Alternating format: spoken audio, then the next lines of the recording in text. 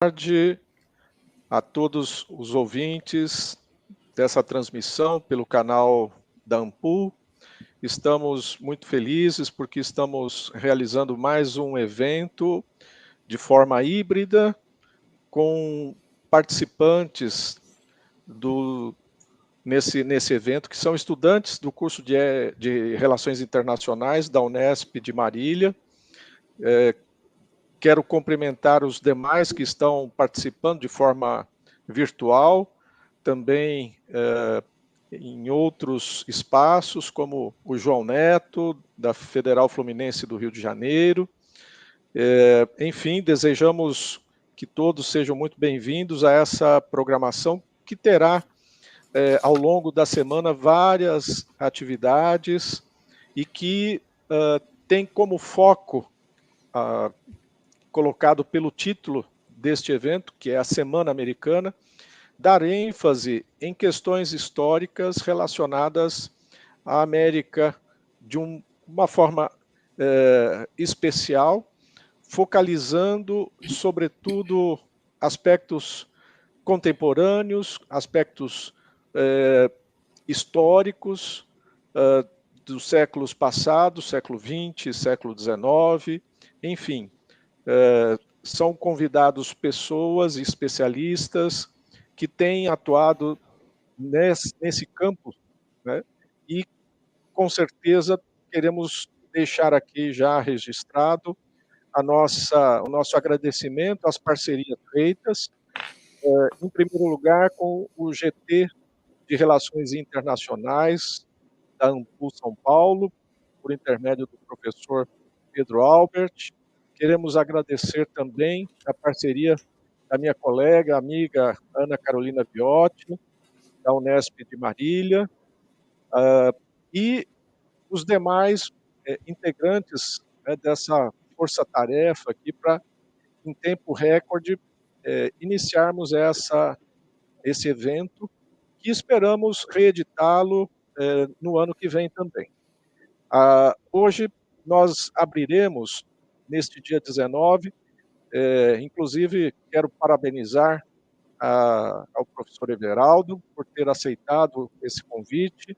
O professor Everaldo Andrade é professor do curso de História da USP, ele atua no campo de História Contemporânea, fez o seu mestrado, o seu doutorado na área de História Econômica, tem atuado intensamente em vários setores, já foi coordenador do programa de pós de História, recentemente veio da Espanha, onde fez um pós-doutorado ali. Enfim, é uma pessoa de larga experiência, pesquisador sério, muito atuante em vários setores, e certamente a sua fala, Democracia e Soberania Nacional na América Latina, vai nos trazer alguns aspectos de uma história recente, pautado sobretudo nos casos da Bolívia, Equador e Venezuela, aonde certamente surgirão muitas perguntas e comentários.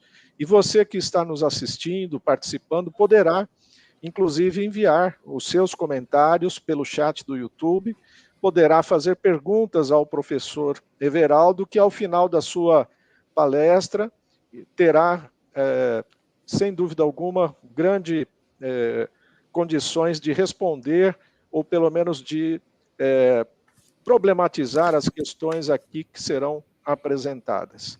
Então, eu quero, mais uma vez, desejar aqui uma ótima apresentação, desejar aos que estão participando que aproveitem este momento, e que é, de uma forma especial, dedicada aos estudantes de Relações Internacionais, mas não apenas a eles, a todo o nosso público que se interessa por questões que remetem não somente à história do Brasil, mas à história do Brasil e os seus contextos vinculados a outros países, relações diplomáticas muito importantes que devem ser certamente tratadas ao longo desta semana.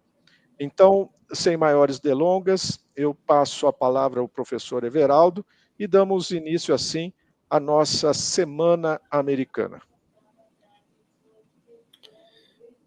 Bom, muito obrigado, professor Paulo, pela apresentação e pelo convite para participar desse evento importante do curso de Relações Internacionais da Unesp, de Marília. Hoje, não sei se vocês sabem, também é o Dia do Historiador, né? Então, o professor Paulo é o nosso presidente estadual da Associação de História. Então, em nome dele e de todos os historiadores, também saúdo esse dia importante dos profissionais que trabalham não só como historiadores, mas também em outras áreas, como relações internacionais, como economia e outros. E o tema dessa semana é um tema cativante, certamente, por discutir América Latina e de uma perspectiva histórica também, que eu tenho certeza que pode ajudar muito a gente a entender os dias atuais e pensar também as relações internacionais, como que os profissionais que trabalham na área de relações internacionais podem se apropriar também do conhecimento histórico como instrumento de reflexão e de formulação de políticas também, né? Porque se trata disso também. Eu coloquei como tema de reflexão aqui para a gente o tema da soberania e da democracia na América Latina, com ênfase em 3 países especificamente. Dá para a gente discutir sobre vários ângulos e vários países, mas por que discutir Bolívia, Equador e Venezuela? Há traços comuns que eu quero desenvolver ao longo da minha fala, e há traços recentes também da situação política e econômica desses países que permitem comparações e permitem uma reflexão bem interessante para a gente pensar a região. Esses 3 países, nas últimas 2 décadas, eles passaram por períodos de grande transformação política, social e econômica, e foram marcados também por processos constituintes, assembleias constituintes nesses 3 países.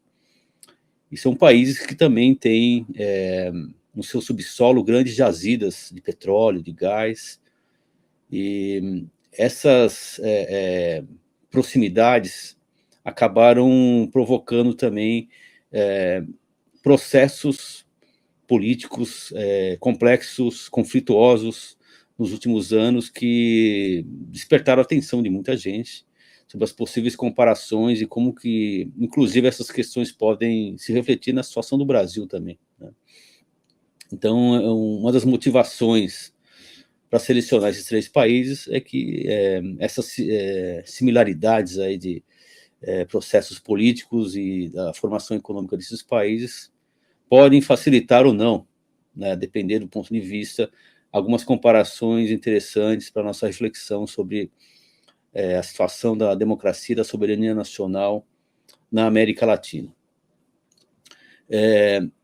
Como o professor Paulo colocou, eu sou historiador e, para mim, pensar também do ponto de vista da história e do tempo da formação das nações latino-americanas é algo muito importante para que eu possa, né, oferecer para vocês uma discussão, uma contribuição para essa semana de história e relações internacionais. A primeira questão que eu queria destacar é que quando a gente fala em democracia, em soberania nacional, esses 2 conceitos são conceitos que têm uma projeção universal, mas sempre tem limitações. Não existe nenhum conceito que possa ser utilizado da mesma forma em todos os períodos históricos. A história se transforma também e o conteúdo do que significa democracia, do que significa soberania nacional, também tem uma importância e também tem uma transformação histórica ao longo da formação da própria América Latina como uma região com uma certa, não autonomia, mas uma certa identidade comum no mundo. A própria ideia de América Latina também é uma construção histórica, que começa no século XIX. Eu queria colocar isso para a gente entender que, sem uma reflexão sobre a formação das nações latino-americanas, ou dos estados nacionais latino-americanos, para ser mais preciso ainda, a gente vai ter alguma dificuldade de entender a mesma situação atual desses países e as contradições pelas quais eles passam. porque quando a gente fala em atualidade também, é uma questão que é importante destacar, a Bolívia teve um golpe, tentativa de golpe militar esse ano, a Venezuela passa por uma situação de conflito político, e o Equador também passa por uma situação de conflito político. Não sei se todos se recordam, mas há poucos meses atrás teve o sequestro do ex-presidente Jorge Glass, da Embaixada do México no Equador. Eu quero discutir essas 3 questões ao final da minha fala também. Mas esses 3 países têm em comum, na sua formação histórica, acho que é importante dizer, o fato de terem sido colônias da Espanha. Eles se tornaram independentes no mesmo momento histórico, começo do século XIX, um momento de emancipação das ex-colônias espanholas em processos revolucionários. Tanto Equador como Bolívia e como Venezuela foram resultado de guerras, né, populares, revolucionárias, que tiveram em Simão Bolívar, por exemplo, um dos seus protagonistas principais. E esses processos de formação desses estados nacionais, eles foram processos que desencadearam nesses países um esforço das suas elites, que não dá para dizer que eram burguesias nacionais, no sentido de construírem uma identidade nacional para esses países. Não existia, há 200 anos atrás, equatorianos, bolivianos ou venezuelanos. Existia uma identidade muito esparsa de colonizados da Espanha, mas, em particular, Equador e Bolívia têm grandes populações indígenas que são populações que tinham suas identidades civilizacionais antigas. O Império Inca, por exemplo, abrangia os territórios atuais do Equador e da Bolívia, por exemplo, não da Venezuela. Então, a formação desses estados nacionais no século XIX, e também na Venezuela, que tinha uma identidade com a Colômbia inicialmente, era o mesmo estado, a Gran Colômbia, esses estados, a formação de uma identidade nacional desses estados foi muito difícil, conflituosa, e foi, em grande medida, uma imposição de cima para baixo. A construção de uma nacionalidade venezuelana, boliviana ou equatoriana foi um processo político de subordinação das populações indígenas, principalmente, subordinadas e impostas a um serviço, a uma forma de trabalho muitas vezes próxima do servil ou da escravidão. Isso tinha a ver também com uma perspectiva aristocrática de formação dos Estados nacionais, que não abrangia a ideia de democracia no século XIX. Não havia participação popular dessas massas de trabalhadores no processo de construção da nacionalidade desses países. Então, isso é um traço também da formação nacional e da democracia que limitou uma ideia um pouco romantizada que se teve no século XX, de que os estados nacionais eram formações homogêneas, com populações que tinham na sua gênese uma identidade comum. Não, isso foi uma construção histórica. A ideia de uma língua comum também, o espanhol mesmo nunca foi uma língua totalmente homogênea, e até hoje grande parte das populações do Peru, da Bolívia, do Equador, falam línguas nativas. Então, mesmo essa ideia de homogeneidade cultural também, até hoje a resistência a movimentos que contestam a imposição do que seria, né, um modo de civilizacional ocidental ou europeu a essas populações. Então, isso também é algo presente até hoje na formação desses países. E isso tem implicações no que a gente entende por democracia, como um valor universal. Então, em todos esses países também, as massas populares, trabalhadoras, de negros, indígenas, na sua maioria, sempre sofreram restrições na participação nos processos políticos nesses países. Então, isso é um traço também importante para a gente entender as limitações da formação nacional dos 3 países que a gente está discutindo. Isso tem implicações também no momento em que tanto Bolívia, quanto Equador, quanto Venezuela buscam se firmarem como nações com certa autonomia econômica no mundo.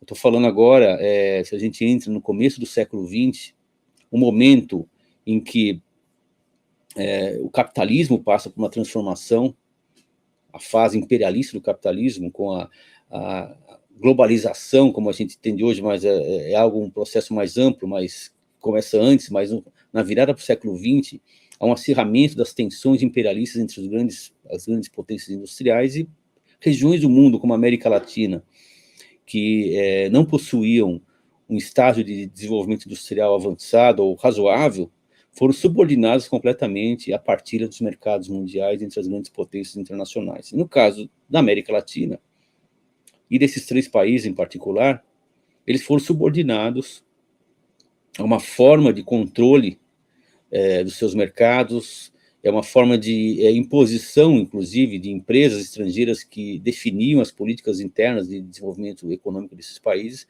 que subordinou e impediu que esses países desenvolvessem um processo autônomo, endógeno de desenvolvimento econômico capitalista, inclusive. Isso tem a ver também com a subordinação das burguesias nacionais desses países, do que poderia se chamar de burguesia, porque também as burguesias latino-americanas nascem subordinadas a essa imposição e essa disputa de mercados mundiais, mercado mundial já em consolidação no começo do século XX, que se impõe em todo o mundo. É um momento em que tanto Equador, quanto Bolívia, quanto Venezuela, já nas primeiras décadas do século XX, com a descoberta de jazidas minerais, e jazidas novas minerais, no caso da Bolívia, jazidas de prata, de estanho já estavam em exploração, mas agora, na década de 30, por exemplo, há cerca de 90 anos atrás, a descoberta ou aumento da procura por jazidas de petróleo vai causar um deslocamento também na formação econômica desses países, a imposição de novas pressões econômicas que vão se traduzir em dificuldade de implantação, de ampliação de algum tipo de Estado nacional democrático nesses países.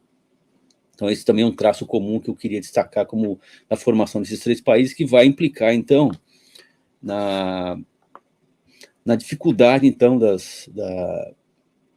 formação de nações, de projetos nacionais com autonomia e com articulação que permitisse o desenvolvimento soberano, autônomo, independente, ou projetos nacionais que permitissem aos equatorianos, bolivianos ou venezuelanos desenvolver de maneira autônoma e independente a construção da sua nação e a incorporação da sua população a um projeto nacional.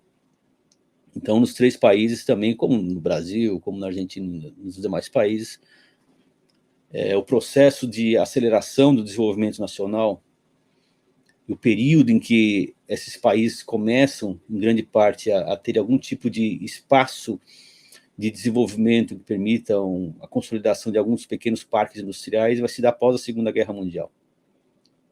Isso não é um momento sui generis da história. Na verdade, é produto da crise provocada pela Segunda Guerra Mundial, que fragilizou a dominação imperialista sobre a região e abriu um espaço, um fôlego de algumas décadas, talvez, para que os países da América Latina pudessem tentar desenvolvimento nacional autônomo e independente. É o momento da CEPAL, das políticas cepalinas, o órgão da ONU que, no caso da América Latina, formulou política de desenvolvimento nacional e de movimentos nacionalistas importantes.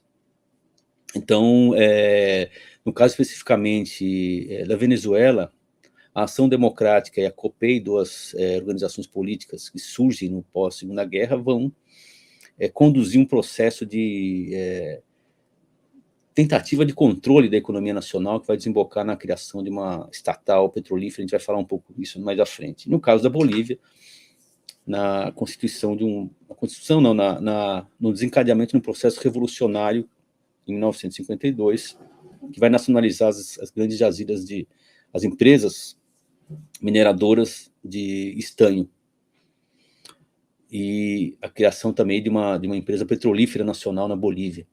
Então, esse momento de nacionalismos e de formulação de políticas nacionalistas, ele vai ser importante na história de todos esses países, permitindo, no caso da Bolívia, em alguma medida também na Venezuela, menos no Equador, a ampliação da participação popular, das massas populares. Então, esse é um traço também comum que permitiu durante as décadas de 50 até 60, em alguns países, a consolidação de políticas nacionalistas, a ampliação da participação política popular e a formulação de políticas de desenvolvimento nacional. Bom, também é bem conhecido da história latino-americana, a década de 60 e 70 é uma década marcada pela uma crise internacional do capitalismo, nos Estados Unidos, provocado pela intervenção, pela guerra e pela derrota dos Estados Unidos no Vietnã, e, no caso da América Latina, as contradições se ampliam com a vitória da Revolução Cubana de 1959 e a proclamação socialista em 1961. Isso reorienta as políticas de intervenção dos Estados Unidos na região e vai desencadear o incentivo e o apoio ao desencadeamento de inúmeras ditaduras militares que vão sangrar, né, a América Latina. E é desse movimento, então, que emergem, né, resistências políticas importantes que vão ter um peso importante na história futura dos países latino-americanos. Avançando um pouco mais na história aqui geral, para entrar em alguns detalhes de cada um desses países, nos anos 80 e 90, a América Latina inteira é marcada por um fenômeno que não é só latino-americano, um fenômeno internacional, de ofensiva de políticas neoliberais, de desregulamentação econômica, de abertura de mercados, de violentos ataques aos direitos sociais e às legislações que protegiam, né, as populações na área da saúde e da educação, privatizações brutais e selvagens que destruíram grande parte da estrutura de Estado duramente construída pelas lutas populares nos períodos anteriores. É uma década muito triste para as populações latino-americanas, mas muito feliz para os grandes empresários, para as grandes multinacionais que se apossaram de amplas jazidas minerais, recursos naturais, serviços públicos que foram privatizados, e isso teve repercussões violentíssimas em toda a América Latina, e é daí que surgem os movimentos de resistência popular que vão desencadear o processo de reconfiguração da história latino-americana, venezuelana, boliviana e equatoriana nessas últimas 2 décadas. Aqui é importante dizer que, ao contrário do que muitas vezes se diz de maneira preconceituosa contra a América Latina, essa não é uma região e nem são países que vivem só de conflitos, de golpes e de instabilidade. A instabilidade não parte da América Latina. A América Latina sempre foi uma vítima dos centros econômicos que subordinaram as suas economias, que empobreceram a região e que impuseram políticas que desestabilizavam as nossas economias. Mas sempre surgiu das massas populares, das nações latino-americanas, resistência, articulação e construção de projetos alternativos. É disso que a gente precisaria falar para entender por que Venezuela, Bolívia e Equador têm especificidades importantes nessa trajetória dos últimos 20 anos, pelo menos. Queria começar falando da Venezuela. A Venezuela, se atribui à Venezuela a existência de um Estado autoritário, um país que se inviabilizou nos últimos anos, mas a história da Venezuela não é exatamente isso. Se atribui a Chávez, Hugo Chávez, né, o ex-presidente venezuelano que faleceu em 2013, a ascensão de uma ditadura autoritária que desestabilizou o país. Mas a história da Venezuela precisa ser um pouco melhor contada. Não tenho tempo de contar em detalhes, mas apenas para dar algumas referências importantes para a gente entender aqui a história da Venezuela.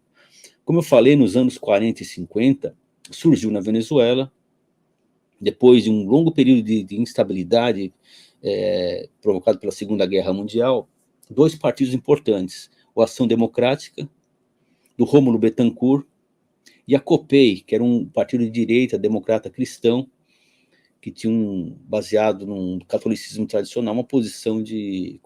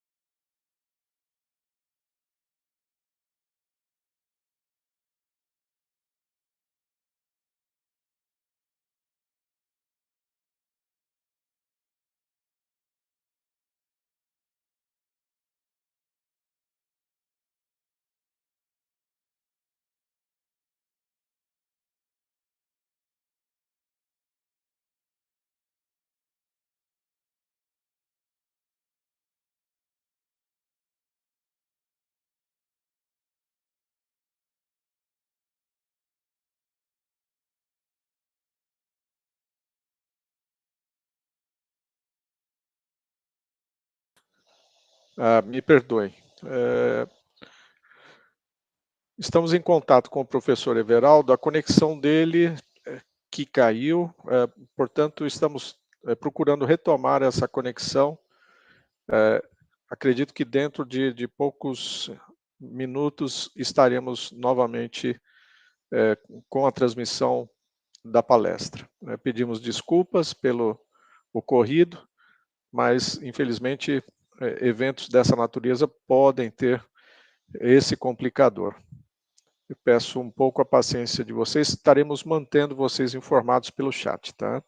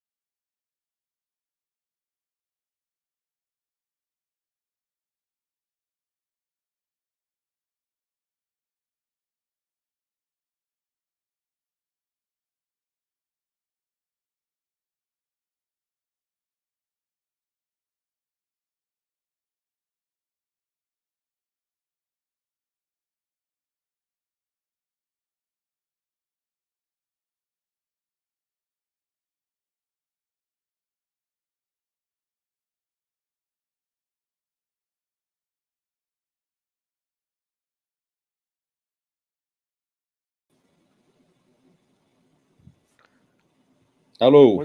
Olá, está me ouvindo, Everaldo? Sim, estou ouvindo. Que bom. Bom, então, daremos continuidade, como eu disse, pedir para o professor Everaldo iniciar ou retomar a sua fala a partir do momento que ele começa a falar da Venezuela e dos partidos por lá. É com você, Everaldo. Bom, desculpem aí o problema técnico também, eu nem sabia, eu estava falando aqui sem saber que tinha caído a conexão. Quero retomar, então, falando dos partidos políticos, acho que eu estava falando da COPEI e da AD, que se formaram na década de 40 e 50, e que foram partidos importantes na formação de um pacto político que governou a Venezuela até a década de 90. O Pacto do Ponto Fixo, que tem como base o controle e a nacionalização do petróleo da Venezuela e a construção de uma rede de apoio baseada nos recursos saídos das enormes receitas provindas do petróleo. Esses recursos do petróleo, ao contrário do que a gente poderia imaginar inicialmente, eles não permitiram o desenvolvimento harmônico da Bolívia, da Venezuela. Pelo contrário, eles fortaleceram uma distorção, uma desindustrialização, um desincentivo à produção local e uma dependência cada vez maior da Venezuela da compra de produtos externos. Isso é um fenômeno econômico que não é produto da Venezuela, é de vários países que têm recursos extraordinários provindos de receitas da mineração ou do petróleo, principalmente. Quer dizer, você cria com essa massa de recursos uma inflação interna que corrói os recursos naturais, os recursos da população pobre e cria uma dependência da importação de produtos externos, desindustrializa os países, né? Se não tiver políticas voltadas para isso. E isso cria uma camada de privilegiados na Venezuela, uma classe média dependente da exploração do petróleo e uma massa de trabalhadores empobrecidos. Então isso vai dar origem também a uma reflexão e a formação de grupos, inclusive nacionalistas, militares nacionalistas na década de 80, os círculos bolivarianistas, que a partir de 82 se articulam dentro do próprio exército, dentre os quais participava um jovem oficial chamado Hugo Chávez. A Venezuela, ela criou uma estatal de petróleo, a PDVSA, nacionalizou o petróleo na década de 70, não foi o Chávez que fez isso, mas também ela não foi poupada da crise econômica dos anos 80, que empobreceu a Venezuela e toda a América Latina, com as políticas brutais de ajuste estrutural, de privatizações, de saque das riquezas latino-americanas na década de 80 e 90. No caso da Venezuela, em 1989, o Carlos Andrés Pérez, que já havia governado o país, ele ganhou as eleições de 89 com uma plataforma anti-imperialista, digamos assim, contra o FMI, contra as privatizações. Só que ele traiu imediatamente essa plataforma. Quando ele assumiu o poder, ele aplicou um plano de ajuste estrutural junto com o FMI, de corte de gastos sociais, desemprego, privatizações, aumento do preço da gasolina, que provocou imediatamente uma insurreição popular em Caracas, a partir do dia 27 de fevereiro, uma insurreição de 5 dias, que foi brutalmente reprimida, com mais de 1.000 pessoas mortas em Caracas. E esse caracaço manteve, o Carlos Andrés Pérez conseguiu se manter no poder, mas a revolta popular foi gigantesca. E se iniciou um movimento profundo de resistência popular, inclusive nos setores militares, que levou a uma tentativa de golpe de Estado do Hugo Chávez e dos seus companheiros contra o Carlos Andrés Pérez, que havia sido o líder do massacre popular de 1989.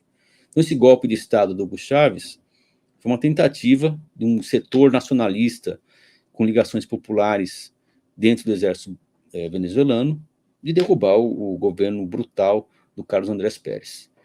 Esse golpe não deu certo, o Chávez foi preso, ficou muito conhecido nessa ocasião e se tornou popular porque ele representava, mesmo estando no exército, um setor com reivindicações populares legítimas. E depois ele foi anistiado com a queda do Carlos Andrés Pérez e formou o movimento da Quinta República, que depois levou ele a ganhar as eleições de 1998. Ele ganhou as eleições de 1998 em nome do Partido da Quinta República com 52% dos votos. Ele ganhou as eleições. E a partir daí, uma das questões centrais que o Hugo Chávez vai propor é, imediatamente, a convocação de uma Assembleia Constituinte para reorganizar institucionalmente o país. As antigas formações políticas, a COPEI, a AD, que eram da burguesia rentista venezuelana, foram varridas eleitoralmente.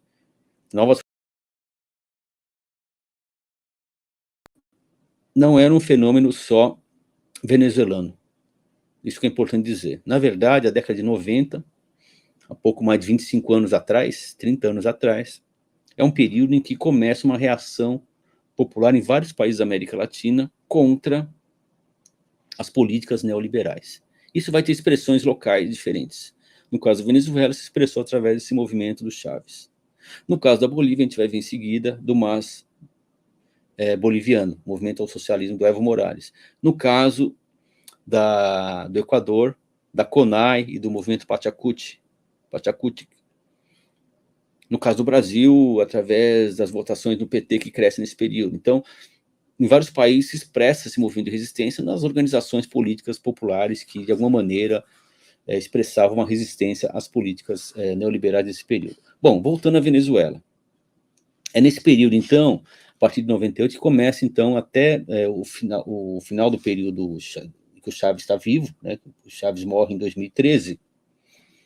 Nesse período, ele desenvolve uma série de políticas nacionalistas e de aprofundamento da democracia venezuelana. Essas políticas, para a gente ter uma ideia, elas evidentemente contrariavam a pauta liberal e a subordinação histórica da Venezuela às políticas ditadas pelos Estados Unidos. A antiga direita derrotada, ligada à COPEI, ligada à Ação Democrática, articularam em 2002, há 22 anos atrás, um golpe de Estado contra o Hugo Chávez.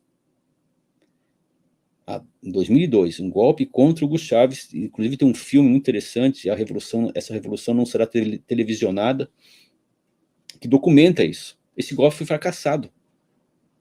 O Chávez chegou a ser preso, mas depois houve uma insurreição popular em Caracas, o povo cercou o palácio com os golpistas e um grupo de militares resgatou o Chávez e ele retornou à presidência. Entre os líderes, as líderes, estava Maria Corina Machado, que hoje é a principal líder da oposição venezuelana. Ela era uma das golpistas naquela época, tanto que ela foi presa.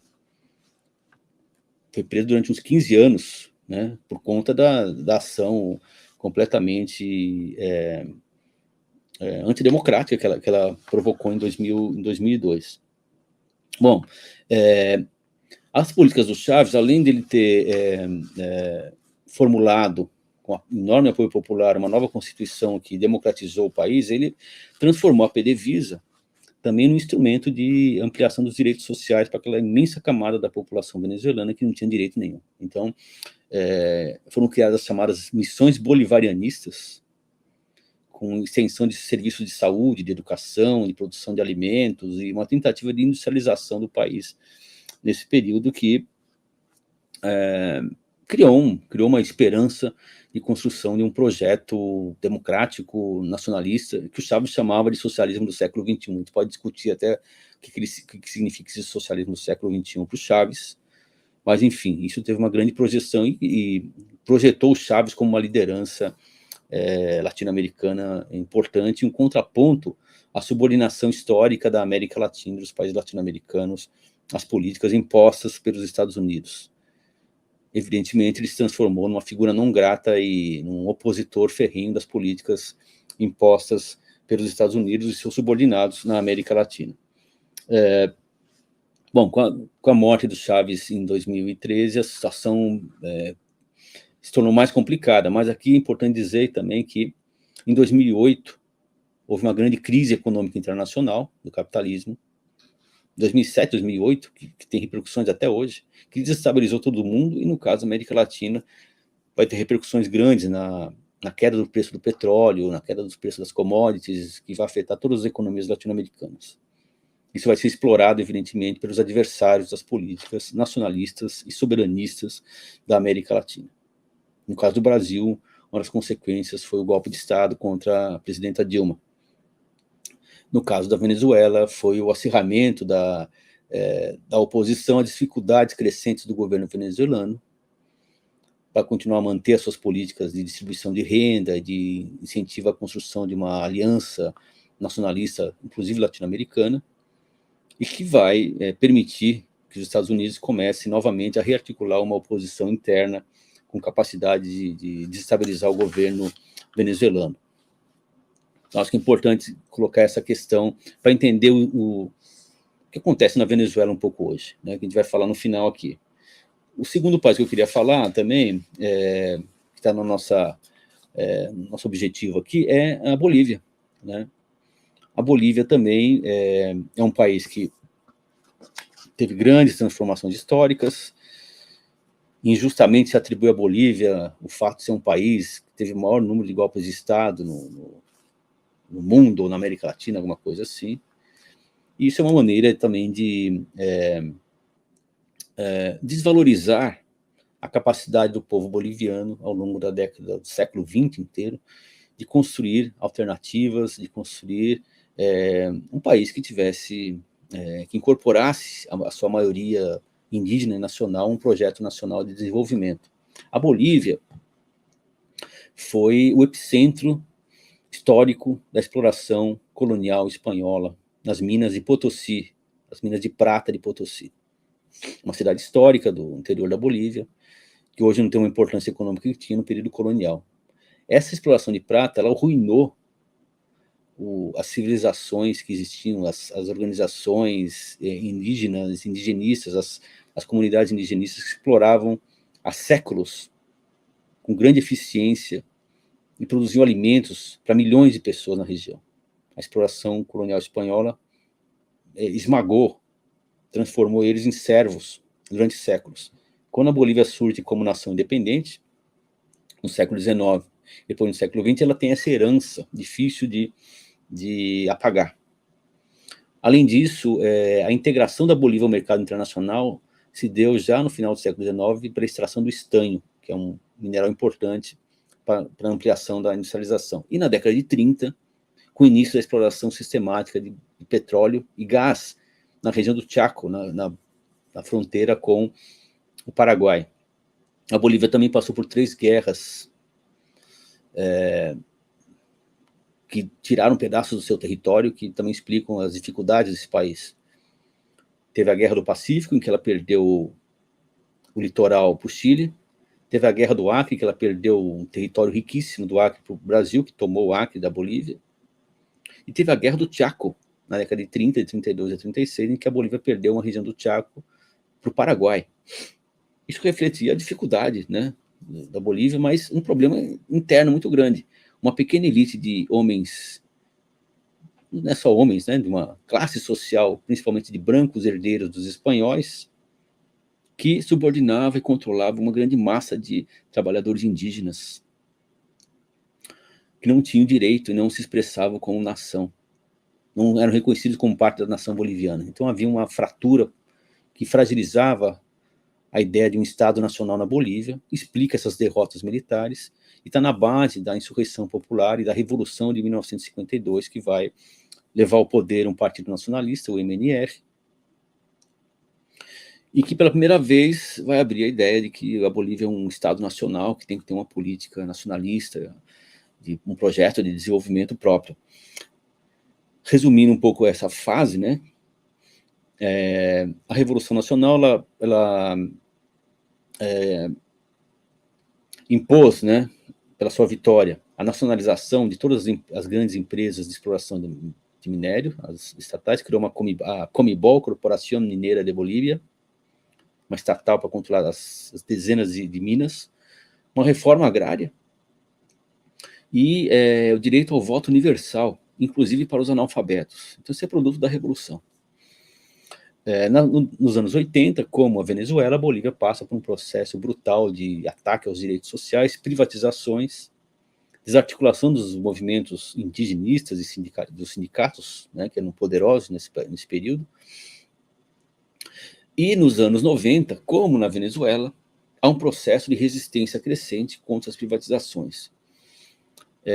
Esse processo de resistência contra as privatizações tem 2 momentos muito marcantes, recentes até, na história boliviana, que ficaram conhecidos como a Guerra da Água e a Guerra do Gás.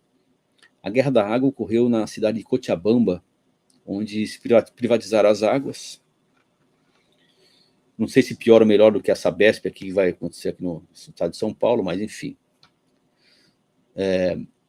Lá eles privatizaram a água e teve uma reação popular violentíssima, porque o preço da água aumentou muito, e a empresa controladora da água, era uma multinacional francesa, ela queria taxar, inclusive, a extração de água do subsolo. Então, se você fizesse um poço para colher água, para regar a plantação, a empresa vinha taxar, queria cobrar essa água também. Ou seja, ela estava querendo estava taxando um bem vital, ancestral das comunidades indígenas, criou um levante popular que obrigou a empresa a fugir do país. E logo em seguida teve um outro levante, porque o governo do Gonçalves Sánchez de Losada era um governo completamente alinhado às políticas de privatização, queria privatizar e vender as jazidas de gás da Bolívia. Isso provocou também uma insurreição popular. O Gonçalves Sánchez de Losada teve que fugir do país em um helicóptero, né, e nunca mais voltou para o país. É desse movimento que nasce, ou que se fortalece o movimento ao socialismo, o movimento que levou o Evo Morales ao poder. Ele assumiu o poder em 2006, e o movimento do Evo Morales tinha, como alguns dos eixos centrais da sua plataforma política, o fim das privatizações, ampliação dos direitos sociais, controle e aumento da taxação da exploração de petróleo pelas empresas. Não sei se algumas pessoas recordam, já ouviram falar, né? Mas a Petrobras explorava já petróleo e gás na Bolívia, e o governo boliviano, produto dessa mobilização popular, obrigou todas as multinacionais, inclusive a Petrobras, a rever os contratos e pagarem mais para a Bolívia. Que era irrisório o preço pago pelas multinacionais que exploravam o petróleo e o gás boliviano. Isso provocou conflitos, evidentemente, mas eles conseguiram repactuar a exploração de gás e petróleo. Isso permitiu, né, que a Bolívia tivesse uma renda extraordinária da venda do gás e petróleo. Também uma segunda questão muito importante como na Venezuela, houve um processo constituinte e a formulação de uma nova constituição para a Bolívia, que pela primeira vez na história também criou um conceito novo de Estado plurinacional. Então, a ideia, não é mais a ideia do Estado nacional, que representa uma nação, um Estado que representa várias nacionalidades com autonomias, inclusive, para as comunidades indígenas. Então, isso, e uma terceira questão, também passaram a se desenvolver planos de desenvolvimento econômico articulados com o objetivo de ampliar ou de desenvolver uma indústria que processasse os bens minerais da Bolívia. Por exemplo, o lítio, que hoje é um mineral altamente estratégico no desenvolvimento de baterias e tudo mais. A Bolívia tem uma enorme jazida, e o projeto do MAS era criar, então, uma empresa pública para controlar e impedir que as multinacionais saqueassem novamente o país. Então, esse é o caso também da Bolívia, que tem semelhanças com a situação venezuelana, que a gente narrou agora há pouco. E o terceiro caso, quero ser um pouco mais breve, para a gente ter um pouco mais de tempo, é do Equador, que é menos conhecido, mas é muito importante também. O Equador também é um país menor, ali na fronteira com Venezuela, Colômbia e norte do Peru, mas o Equador também tem uma característica específica do Equador, que é o Guayaquil e Quito, são duas cidades com, não sei se rivalidade, dá para dizer rivalidade, mas diferenças culturais e econômicas importantes entre as duas, mas enfim. No caso do Equador, depois de um processo também de luta contra o militarismo que ocorreu, como na Bolívia, que eu nem vou falar aqui, no caso do Equador houve também um processo de resistência popular, naquela virada da década de 90 dos anos 2000. Aqui no Equador tem uma especificidade, em certa medida tem na Bolívia também, mas não com tanto peso, que é a existência de um movimento indígena muito forte, organizado nesse período, que era a CONAIE, que era uma confederação nacional, uma confederação de povos originários, de povos indígenas. A CONAIE ela tinha uma expressão política num movimento chamado Pachacutic, movimento ligado às demandas mais indigenistas, e que se articulava também com partidos tradicionais da esquerda equatoriana, Partido Socialista, Partido Comunista e outros partidos democráticos. Esses partidos, eles também encabeçaram a resistência popular contra as políticas neoliberais de privatização. Houve, em 1996, a ascensão de um governo, uma plataforma supostamente contra a direita, né, do Abdallah Bucaram. E no ano 2000, algo que marcou muito a história equatoriana, uma grande crise econômica que devastou as finanças do país.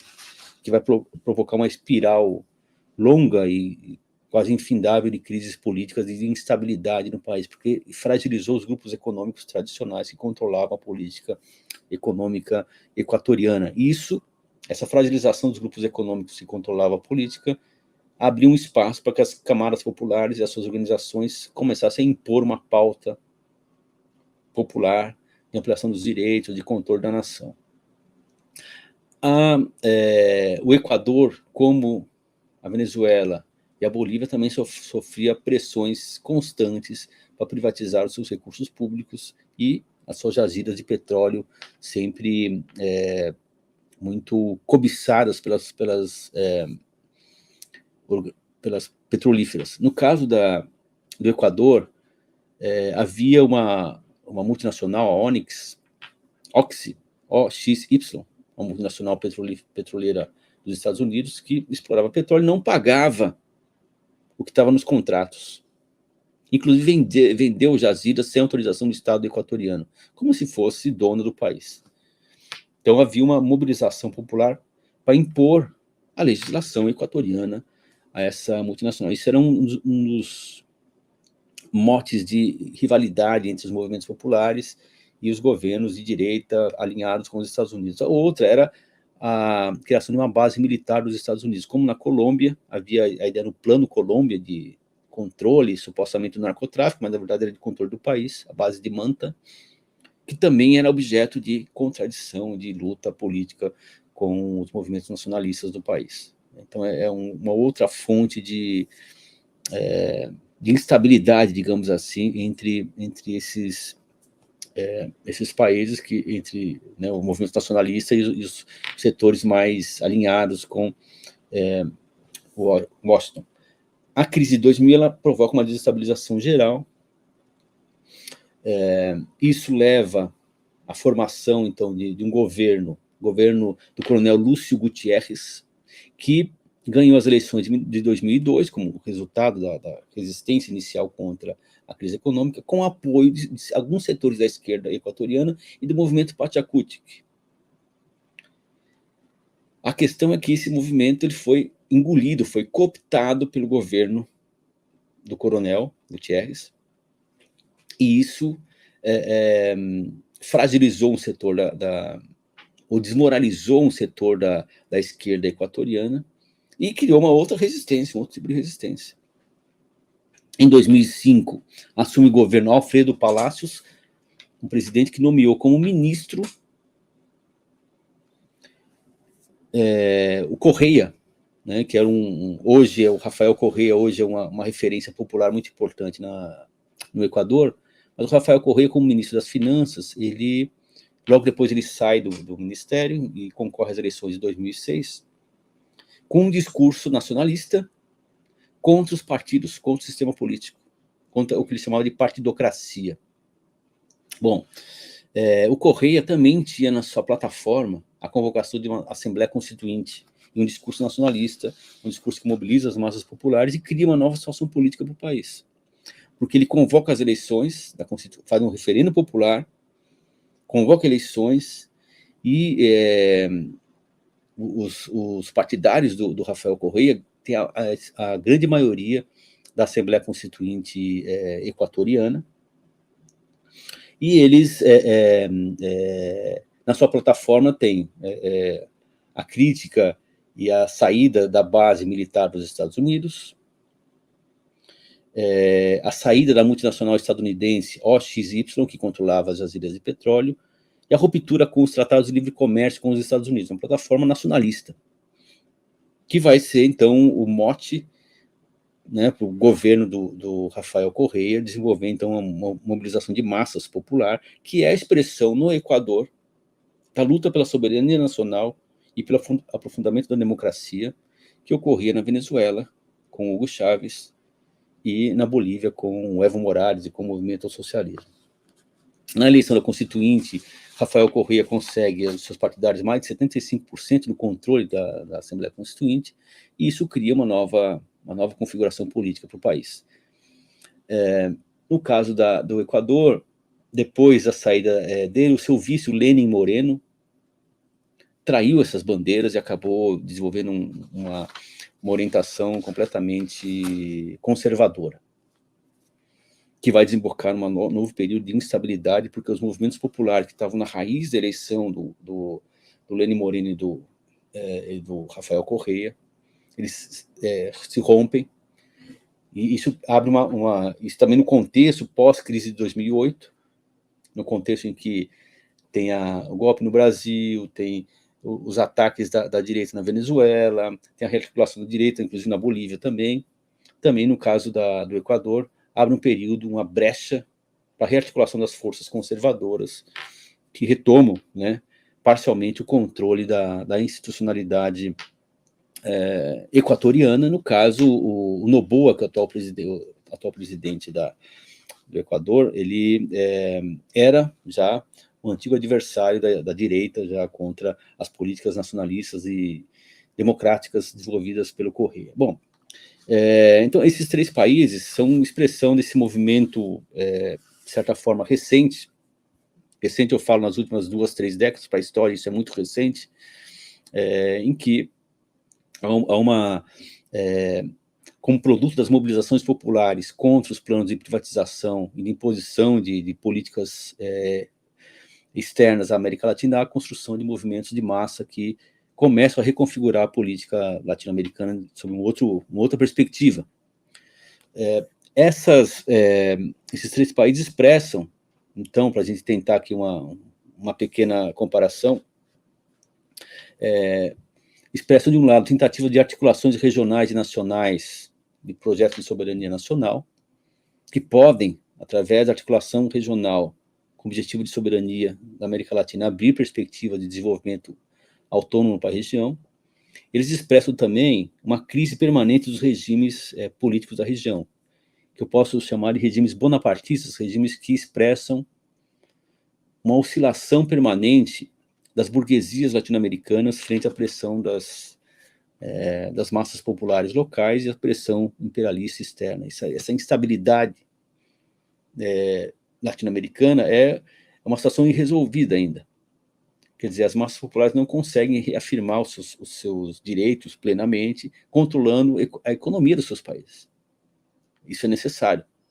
Então, as burguesias nacionais que estão à frente dos setores estratégicos, tanto na Venezuela quanto na Bolívia, quanto no Equador, não têm um compromisso com o desenvolvimento da nação e com a incorporação das massas populares a um projeto realmente autônomo de desenvolvimento nacional.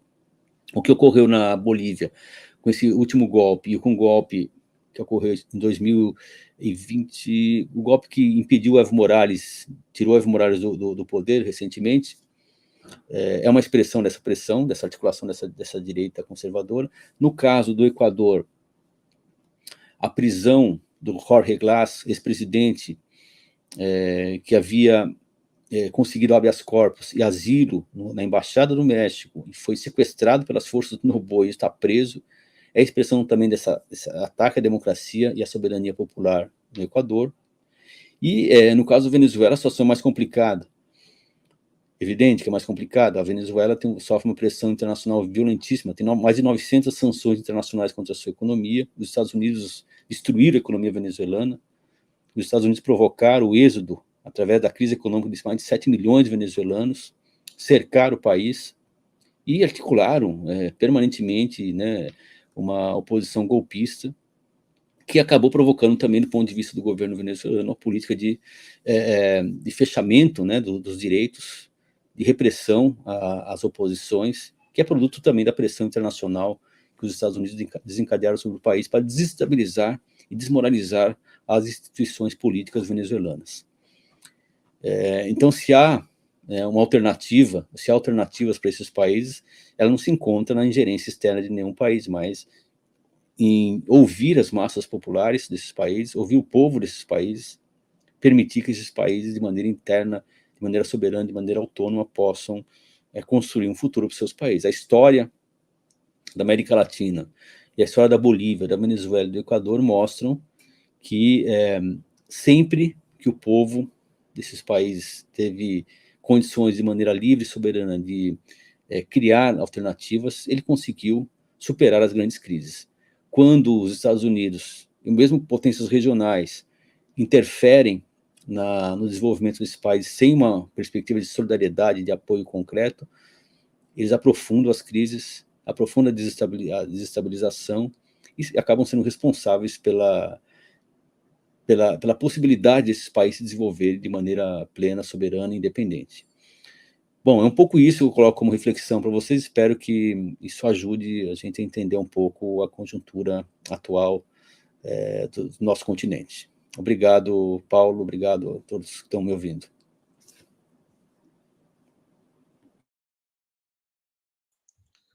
Muito obrigado, Everaldo. E, como eu disse no chat, quem quiser fazer alguma pergunta, algum comentário, né, para aproveitar aqui a presença do professor Everaldo, pode fazê-lo nesses momentos que seguem. De uma forma especial, Everaldo, você mencionou no final da sua fala a complexidade maior do caso do caso venezuelano, né? Do seu ponto de vista, como essa relação, sobretudo com o Brasil, né? Em função das fronteiras, né? Como que você vê a questão migratória se instalando dentro desse contexto político que você sinalizou?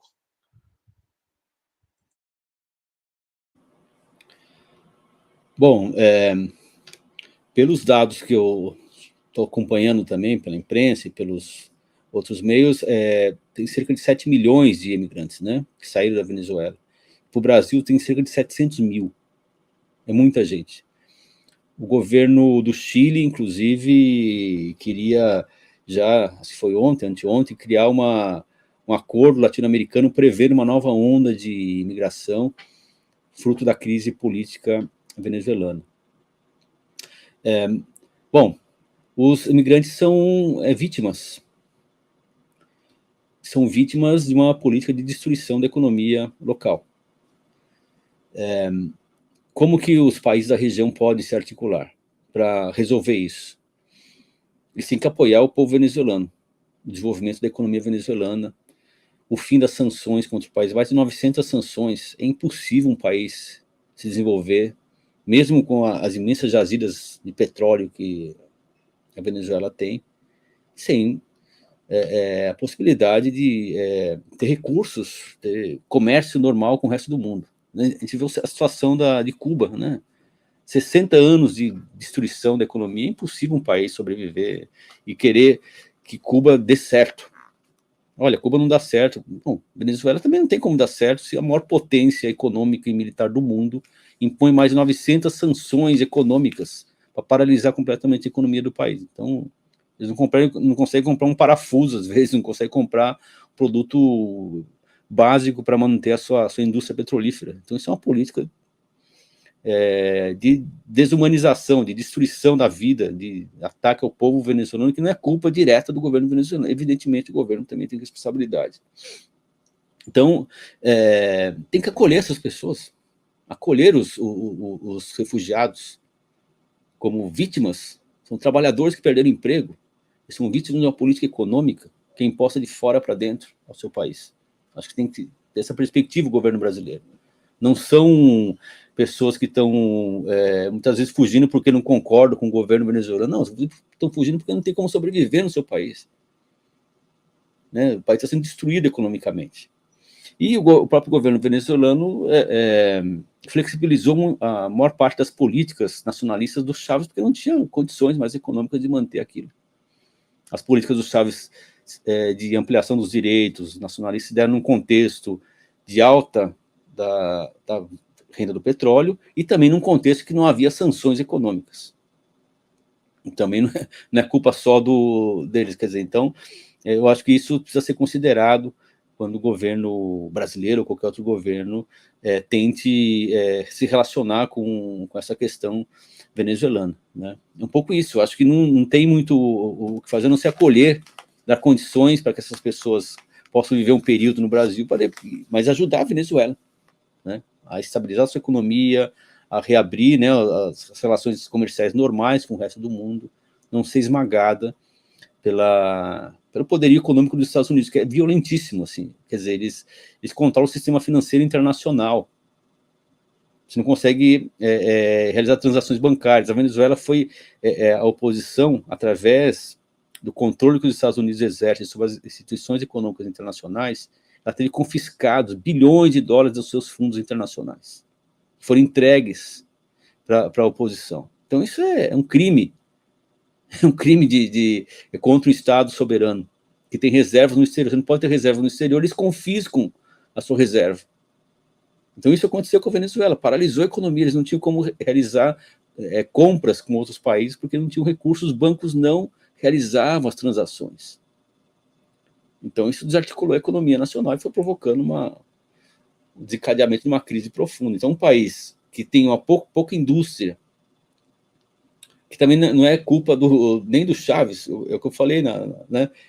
São décadas de dependência da extração de petróleo que desindustrializaram. E nos últimos anos houve até um desenvolvimento de uma indústria local de alimentos, que não é capaz ainda de suprir um país do tamanho da Venezuela. Mas isso acho que é a principal questão que transparece nessa situação da imigração forçada dos venezuelanos. Muito bom, Everaldo. Várias pessoas estão parabenizando a sua análise. E temos duas perguntas já aqui. A primeira vou fazer aí, que é a da Maria Clara Zani Tomazini. O senhor comentou sobre o socialismo do Hugo Chávez. O que seria esse socialismo que o senhor mencionou durante a sua exposição? E quais seriam as especificidades desse socialismo? Bom, o Chávez, nos seus discursos, ele falava do socialismo no século XXI. Seria e também aqui é muito controversa essa posição do que é socialismo. Mas, do ponto de vista do Chávez, eu creio que era a ampliação dos direitos sociais para as camadas populares. Então, as políticas do Chávez foram de criar as chamadas comunas bolivarianistas, que era uma bolivariano do Simão Bolívar. E comunas eram organizações populares que organizavam a distribuição de recursos nas comunidades, que articulavam a alfabetização em massa da população.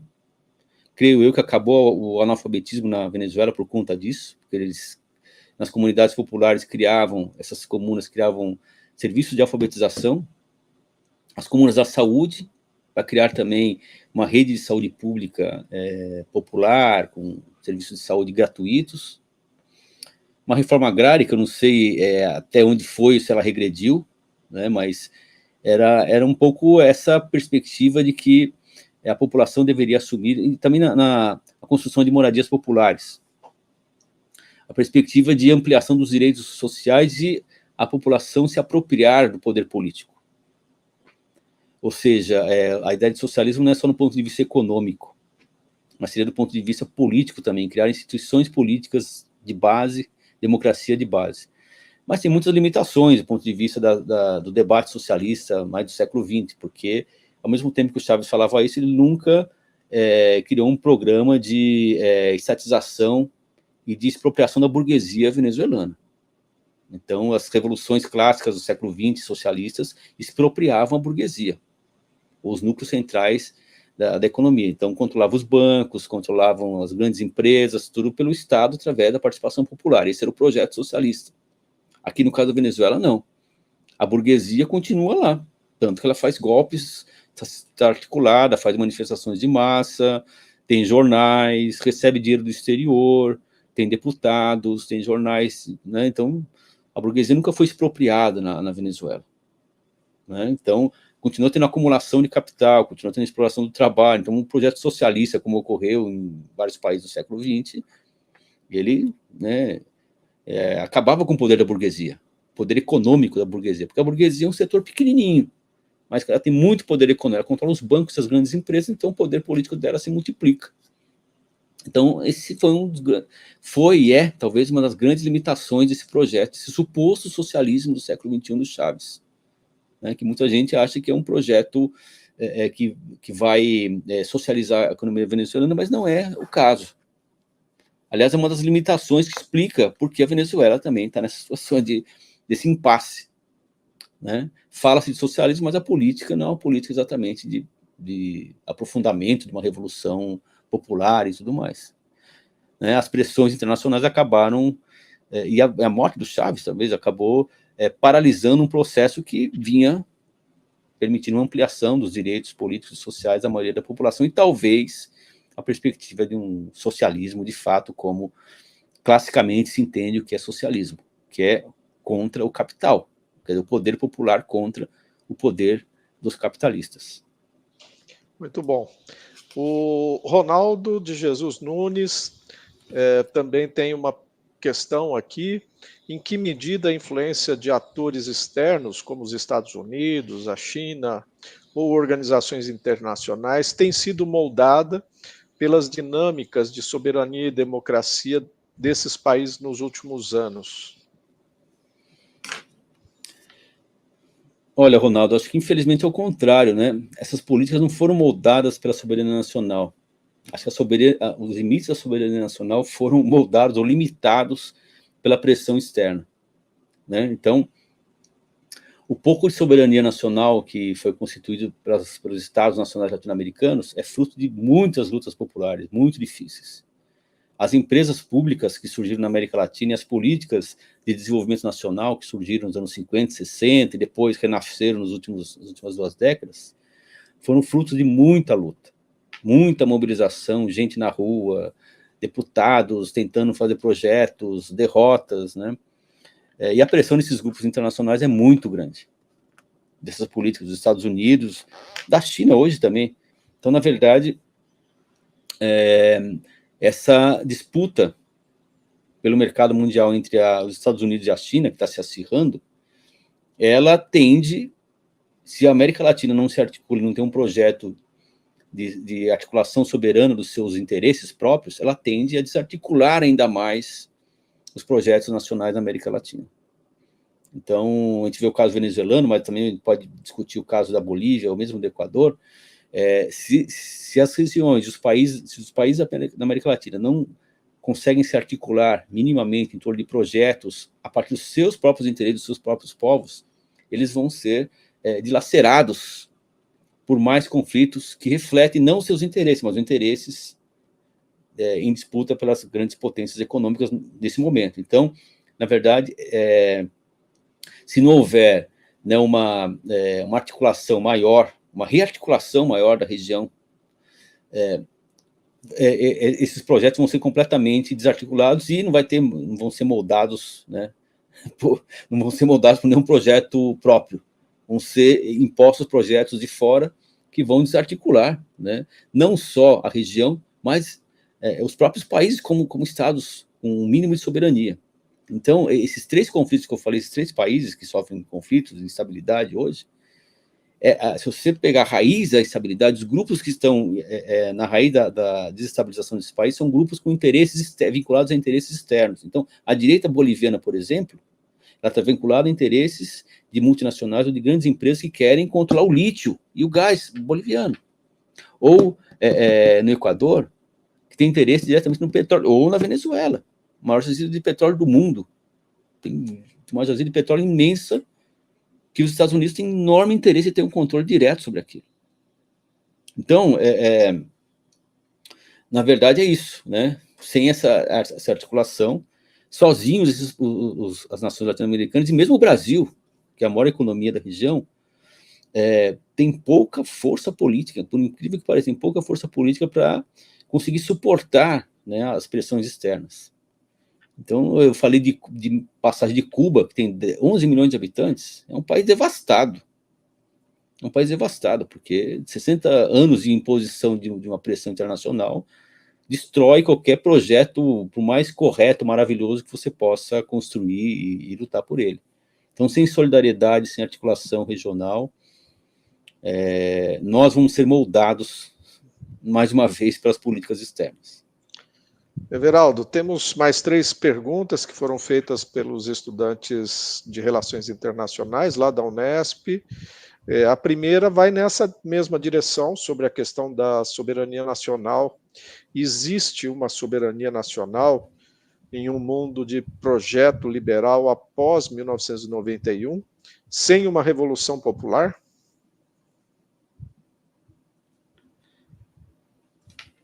Foi exatamente o que eu tentei apontar aqui. Quer dizer, na verdade, as políticas neoliberais elas se intensificam nos anos 80, com a Margaret Thatcher, com o Ronald Reagan e outros, né? E devastam os países latino-americanos. De fato, a história latino-americana é uma prova de que é possível deter essas políticas. O que foi barrado, né, de privatização e de destruição dos serviços públicos na América Latina foi fruto de mobilizações populares. Não houve, talvez, uma revolução para transformar o modo de produção e estatizar ou socializar as economias. Isso não houve na América Latina.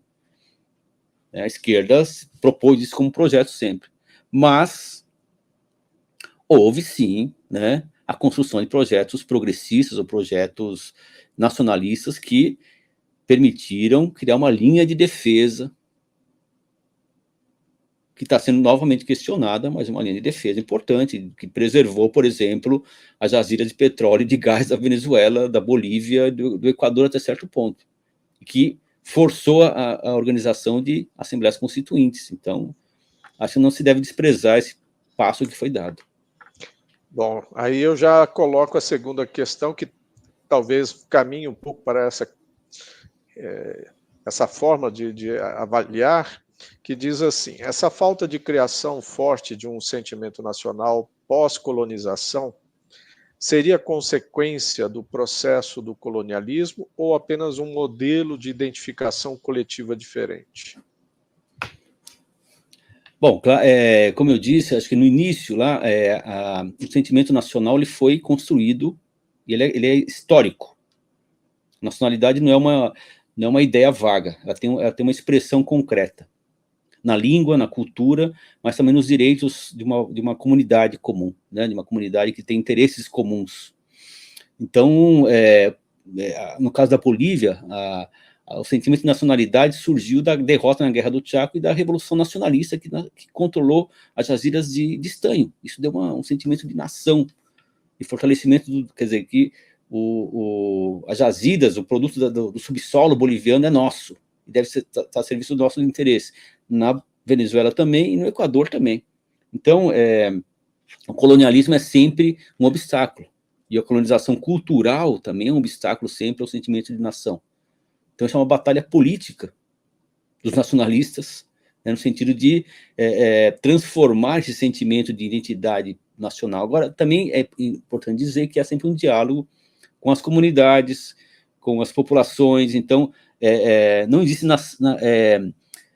no caso da Bolívia, tem a ideia do Estado plurinacional, também ali tem a ideia de que há nações indígenas com culturas próprias, com sentimentos próprios, que devem ser respeitados na sua especificidade, isso é verdade. Mas há uma comunidade mais ampla chamada Bolívia, que foi historicamente construída. Então, essa ideia de identidade nacional, ela está associada a direitos comuns que devem ser preservados. Então, não é uma ideia abstrata, não é uma ideia que paira no ar, não, ela tem concretude em direitos, direitos sociais comuns, em direitos da terra, do controle do petróleo pelo povo que vive naquele território. Então, acho que a nação e as nações latino-americanas construídas no século XX, elas são realidades concretas. E quando se questiona isso, né, quando se está questionando as nações latino-americanas e os estados nacionais, está se buscando romper, tirar da frente essa ideia de nação para se apropriar diretamente do que está embaixo da terra. Exatamente isso. Ou daquele povo que existe ali. É uma disputa pelos meios materiais, pelas jazidas, pela riqueza humana que existe naqueles países. É isso que está em disputa sempre. E a ideia de nação, no caso da América Latina, ela serve, né, historicamente no século XX, acho que isso é muito importante, serve como um instrumento de mobilização popular em defesa dos seus direitos. Não é suficiente, mas é muito importante nesses 3 casos aqui que eu destaquei, sem a ideia de defesa da nação, esses países teriam se tornado neocolônias, completas neocolônias, subordinadas completamente às políticas dos interesses dos centros econômicos imperialistas internacionais. Muito bom. Vamos então para a última pergunta. Observando os casos da Venezuela e Bolívia, podemos pensar que seria impossível o desenvolvimento de uma política nacional e soberana a médio e longo prazo, sem um projeto de desvinculação de exportação de recursos primários e desenvolvimento de uma substituição de importações? Bom, não dá para construir um projeto regional e nacional isolado do mercado mundial. Então, é impossível, né, a gente construir no Brasil, na Venezuela, na Bolívia, em outros países, projetos de desenvolvimento autônomos e isolados do compartilhamento de informações, de tecnologia com outras regiões do mundo. A questão é transformar isso em uma relação soberana, com soberania. Tem um texto maravilhoso do José Martí, um poeta cubano do século XIX, quando nem existia Cuba ainda, chamado Nuestra América, Nossa América, que ele fala, lá no começo, lá no século XIX, final do século XIX, que a América Latina, ela possui muitas identidades culturais, mesmo portugueses, espanhóis e os seus descendentes, mas ela precisa construir um projeto, né, cultural, um projeto de desenvolvimento comum, para ela se relacionar, não se enfrentar, se relacionar de maneira igualitária e soberana com o resto do mundo. Se trata disso. Não é de isolar o país, ou isolar as regiões, porque a gente precisa vender e comprar produtos. Agora, o problema é o que você faz com esses recursos. A Venezuela teve muitos recursos disponíveis. Ela usou isso para industrializar o país, precisa de política industrial. Planejamento econômico, autônomo, independente. O capitalismo é um limite para isso, na minha opinião. Só o capitalismo não permite isso. O capitalismo é um sistema de dominação, um sistema anárquico, não tem planejamento, é um sistema de concorrência interna e concorrência internacional, e os capitalismos instalados nos países latino-americanos são subordinados aos capitais internacionais. Então, mesmo o capitalismo brasileiro, venezuelano, boliviano, equatoriano, seja lá qual for, ele não tem um projeto nacional porque não existe mais essa possibilidade. O que rege as relações econômicas internacionais é o desenvolvimento desigual e combinado. Então, os países são subordinados aos países centrais, não têm projetos nacionais e precisam superar, inclusive, o capitalismo se quiser se desenvolver. Na verdade, é essa a questão, o grande limite histórico nosso. O capitalismo já atingiu né, nos países centrais um estágio que sufocou a possibilidade de desenvolvimento autônomo nacional para as nações latino-americanas no século XX. Não houve um desenvolvimento autônomo independente. Então, isso foi um obstáculo histórico que impediu o desenvolvimento do próprio capitalismo de burguesias nacionais na América Latina. Então, sem esse salto histórico, que não é nacional, não é isolado, não é socialismo num só país, como alguns defenderam já, né, não será possível superar o atraso e a pobreza da América Latina. E isso é possível. A história prova que é possível. Existe capacidade dos povos latino-americanos, existe capacidade industrial, tecnológica, de construir um projeto autônomo, um projeto articulado, com soberania, que se relacione de maneira soberana com o resto do mundo.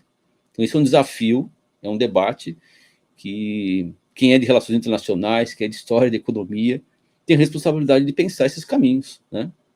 As soluções não estão prontas, a gente não trabalha com bola de cristal, a gente trabalha com ciência, com dados, com perspectivas, com a construção de teorias. Então, a gente tem esse desafio, né? Todos aqui que estão me ouvindo, né, e que pensam sobre esse assunto, de construir essas alternativas, que tem que ser coletivas, tem que pensar na soberania, tem que pensar nos nossos países, tem que estudar muito isso, e construir teorias novas, construir essa perspectiva nova, que ela é possível. A história prova que isso é possível, tem inúmeros exemplos na América Latina que provam que os povos latino-americanos têm essa capacidade de produzir, né, não só produzir aço, produzir petróleo, mas produzir ideias também.